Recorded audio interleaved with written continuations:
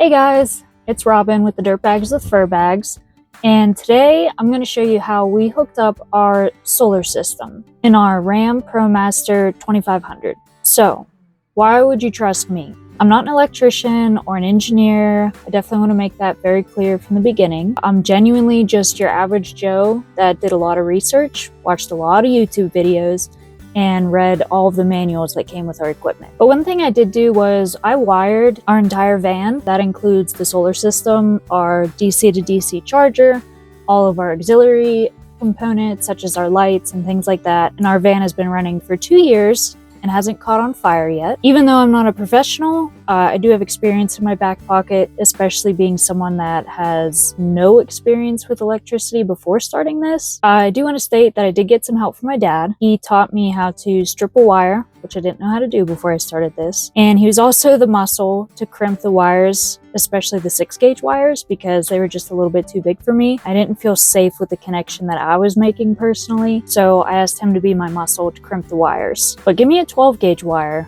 and I will show it who's boss. Alright, so for our solar system, we used all Renogy equipment. We used two 200-watt solar panels that are hooked up in parallel, which keeps the voltage down but increases the amps. We have a 40 amp Rover MPPT solar charger, and that gets connected directly to our positive and negative bus bars, which then feed into our house batteries, which are two 200 amp hour Renogy lithium ion batteries. And those are also hooked up in parallel. If you use a different brand other than Renogy, or you have a different wattage system for your solar panels, or maybe you hook them up in series instead of parallel, your wiring system is going to look different than ours. You may have to use bigger wires, especially if you hook them up in series, because that's going to increase the voltage. But overall, this video is going to give you a good idea of how to hook up a solar system. So I'll take you through step by step. And if you like this video, like and subscribe, and we'll come out with more videos that teach you how to set up the electrical system in your van. Let's get started. Before we begin, let's talk about what tools you'll need to wire your solar system. First up is wire. The size of wire you need will depend on a few different factors that I'll discuss in detail at each step, but we use 10-gauge wire from the solar panels to the MPPT and 6-gauge wire from the MPPT to the batteries. We wired our solar panels in parallel, so we also had to purchase 2 MC4 connectors. You'll need 2 fuses or circuit breakers, one to go between the solar panels and MPPT, and one to go between the MPPT and your house batteries. Again, the sizing of the fuses depends on a few factors that I'll go over in detail a little bit later. We used a 32 amp mini circuit breaker between the panels and MPPT, and a 50 amp circuit breaker between the MPPT and the house batteries. You're also going to need a pair of wire strippers that are big enough to strip a 6-gauge wire. You'll need wire crimpers and some lugs. Once you have your solar panels installed on your van's roof, it's time to wire it up. There is a specific way that Renogy recommends wiring your solar system. You should start from the MPPT solar charger and go to the house batteries first, and then wire your MPPT charger to the solar afterwards. This avoids working with live wires, because as soon as you wire your solar panels and the sun hits them, those wires are going to be live. So we're going to start by connecting the MPPT solar charger to the batteries, starting with the negative wire. On your MPPT charger, the negative wire that goes to the house batteries will connect to the slot that's the 4th from the left, 3rd from the right. And if you check on the bottom of the charger, you'll see that it's labeled as BAT negative. The size of the wire you use will depend on how far your MPPT Charge Controller is from your house batteries. Renogy recommends putting the charger as close as possible to the house batteries, and this avoids voltage drops. For our setup, we only needed to use 8-gauge wire, but we ended up using 6-gauge just because we had it on hand. So remember, it's always okay to size up your wire, but it's not okay to size down your wire. To connect your negative wire to the MPPT, use a Phillips screwdriver to loosen the screw on the correct slot. This opens the cable retainer at the bottom of the charger. Strip one end of the wire and insert it into the correct slot. While holding the wire in place, use your Phillips to tighten the screw until you feel it grab the wire. Just make sure not to over-tighten the screws. Next, you'll want to snake your wire however you need to, depending on your van's layout, to reach the negative terminal of your bus bar or battery. Strip this end of the wire and attach the correct size lug according to the wire size and terminal size. For us, the lugs were 6 by 1/4, meaning 6 gauge wire by 1/4 inch terminal. Crimp the stripped wire onto the lug, or, if you're little like me, ask someone else to do it. I highly recommend using shrink wrap to make sure it's secure and to avoid exposing bare wires. Then, connect the lug to your negative bus bar, or if you're connecting directly to your house batteries, connect to the negative terminal of your battery. Next, we'll be connecting the positive wire from the MPPT controller to the positive bus bar. This step is a little more involved than the negative wire because we need to add an A&L fuse or circuit breaker between the charge controller and the bus bar. This protects your house batteries from receiving too much current and damaging the batteries. We ended up going with the circuit breaker instead of the A&L fuse because we wanted to be able to isolate each step of the wiring process if problems arose, and the circuit breaker allows you to trip it with a simple push of the button instead of an A&L fuse, which needs to be manually disconnected. The size of the fuse depends on the size of your charge controller.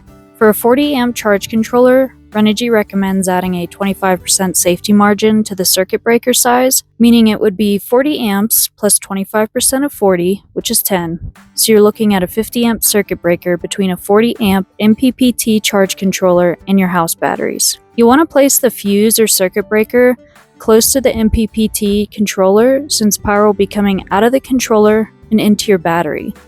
If there's a power surge, only a short amount of wire will be damaged as opposed to if you put the circuit breaker near the batteries. To connect the positive wire to the MPPT charge controller, you'll follow similar steps to connecting the negative wire. Use a Phillips screwdriver to loosen the correct slot, which is the third from the left, fourth from the right. If you look on the bottom of the controller, this slot is labeled BAT+.